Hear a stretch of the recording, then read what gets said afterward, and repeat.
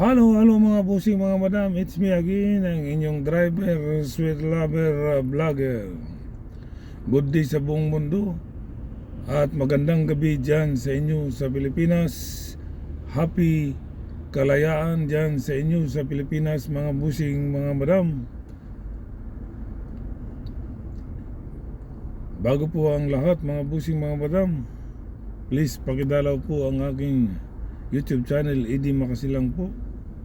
At mag-subscribe po kayo doon at click ang notification. Pag nakita nyo yung all, tuldukan nyo lang po yan, mga bossing, mga madam, nang makita nyo lahat na in-upload ko doon sa aking munting channel YouTube, Eddie Makasilang po, mga bossing, mga madam. Maraming salamat po sa pagbisita ninyo doon sa aking munting tahanan sa aking channel YouTube. Okay mga bossing, mga madam, sa aking Facebook feeds, maraming salamat sa aking mga followers. Hindi po kayo nagsasawa sa akin. Paulit-ulit ko pong sinasabi sa inyo lagi, we love you all, at maraming salamat po sa inyo, mga bossing, mga madam. Sa mga hindi pa po nag-follow sa aking Facebook, please like and share and follow po, at mag-comment din po kayo at aking babasahin. Magre-reply po naman ako sa inyo, mga bossing, mga madam. Once again, happy kalayaan dyan sa inyo sa Pilipinas. Happy Independence Day, mga bossing, mga madam. Okay, pag-usapan natin itong mga DDS na bayaran. DDS na bayaran ng mga nagrally doon sa Menjula, nagrally kung saan talagang hindi na yata yung mga rallyista mga bayaran talaga kasi yung mga professional na mga rallyista hindi nanggugulo hindi nanggugulo. Ito talagang nanggugulo talaga pero yung barricades doon sa Malacanang na hinarang, gustong sirain, gustong tanggalin. Wala talaga sa hulog itong mga tsaka hindi mo naman ganun ba yung mga realista, talagang hindi realista yun. Napagalata, bayaran talaga kung saan lang dinampot diba mga bossing, mga madam. Rally pa sila doon sa harap ng Senado. Dati kabaong lang ang dala, ngayon yung kabaong may lamang tao na, kunwari may patay sa loob. Grabe. Hindi gagawin ng rallyista yun. Mga rallyista pupunta sa Senado for what reason? Ayun mga bayaran ni kung sino man may nagbayad doon. Di ba? Grabe. Dati kabaong, ngayon kabaong na may patay na sa loob. Kunwari nagpapatapatayan. Ang mga tunay na rallyista hindi pupunta doon sa Senado para lang mag-rally na si Cayetano si Cayetano mag-rally lang. Tunay na realista para lang rallian si Cayetano, no? Wala sa buhulog. Kopi muna tayo, McDonald's.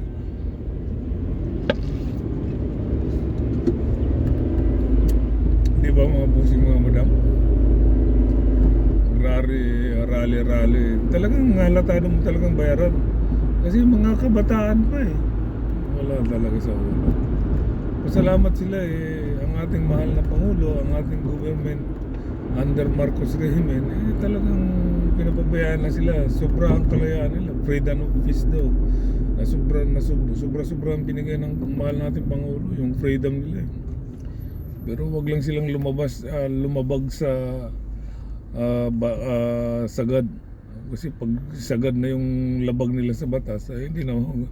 Pero yung mga bossing, mga madam, pinagbawalan na nga ni Mayor Isko Moreno na bawal lang mag-rally sa harap ng Malacanang, sa Menjula. Ang mayroon lang one spot doon na mag-rally doon sa TM Calao, sa harap ng City Hall. Doon sila mag-rally, yun ang allowed, binigay ng Mayor doon lang pwede mag-rally, pero wala pa rin. Wala talaga, mga pasaway talaga, di ba? O mayroon pang hinuli ng pulis doon na isang rallyista. Alam niyo yung ginawa niya sa pulis, inisprihan pa niya yung pulis. Mga talagang mga bastos talaga. Dahil nakita ng pulis na labag sa ordinansa na sa Manila dahil nagbabandalism na siya. Ah, inuli ng pulis, inispigan pa yung pulis. Talagang wala na, talagang pakawala ng mga kung sino man yung ng bayad sa kanila. At sige, sinisigaw nila, hindi naman nila alam yung sinisigaw nila. Yung sinisigaw nila, hindi mo nga maintindihan kung anong pinaglalaban nila eh. Di ba? Wala talaga. Kaya itong mga realista sa bagay, tama yung kuha nila, basta magkapira lang sila, kaso lang tapos pag hinuli sila, payak-yak nga, di ba? Pag nahuli sila doon sa harap mismo ni Mayor, payak-yak pa yung mga magulang, yung mga, di ba? Walang iya itong mga, hindi nila nakokontrol yung mga anak nila di ba? May payak-yak pa yung mga nanay doon sa harap ni Mayor. Kung ako kay Mayor, di na ako maawa dyan. Kulong na yan, di ba? Kung underage man sila, ilagay doon sa ano yung department para sa bata. Ilagay nila doon. Itambak ni Mayor doon, ilagay nila doon, di ba? Nakalimutan ko yung department doon para sa mga bata. Doon niya, ilagay ni Mayor doon kung may nahuli man. Kasi yung mga magulang pasaway rin, pinapabayaan yung mga anak Pagka nahuli pa, iyak-iyak sila sa harap ni Mayor, di ba? Mayor Isko Moreno. Wala na. Kasi mga bayaran niya, masakit sa ulo, pasaway Di ba? Pinagbawal na nga ni Mayor na bawal na magrally sa Minchula. Tuloy pa rin sila. Dapat, kasi mayroong one spot doon lang sa TM Calaw, sa harap ng post office. Sa TM Calaw, yun ang pwede ka mag-rally doon. Pero itong mga pasaway na bayaran na realista, wala talaga, tuloy-tuloy pa rin ang gusto nila. Napanood niyo yung mga bossing yung Independence doon sa bulwagan ng sa Arani, sa Lunita Park. Doon sa bulwagan. O di ba nagsalita doon si mahal na Pangulo, ang ating PBB, mga ating mahal na Pangulo. Inintroduce niya si Win Gatchalian na ang ating mahal na Senate President pro tempore. Pero may pro tempore pa rin. Kaya lang yung pagkabanggit ni Marcos, ang ating mahal na Pangulo, na Senate President pro tempore, wala. Yun na talagang pagkakilala talaga na for the meantime ang ating Senate President ay si Win Gatchalian. Talagang wala na si Cayetano. Kasi ang mismo na si PBBM na ang nagsalita nagsabi na Senate President pro tempore Win Gatchalian. So wala na to si Juan. Wala na to si Cayetano. Iyak na naman to iyak na naman yung mga details. Kasi in-introduce na talaga ng ating mahal na Pangulo. Kasi dati lang ang nagpapakilala lang si Juan lang, Undersecretary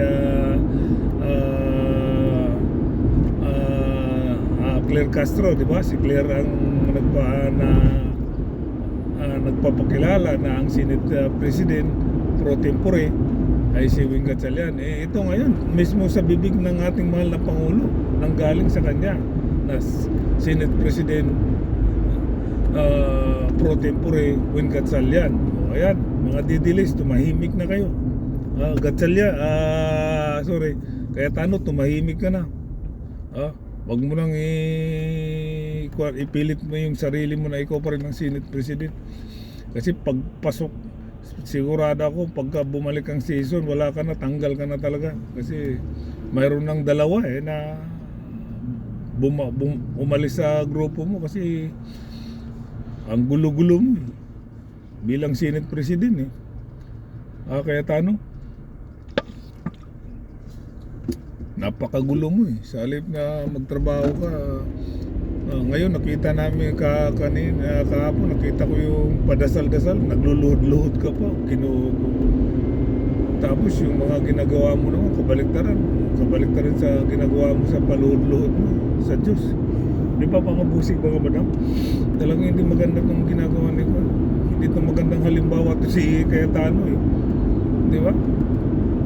Wala na, di ba?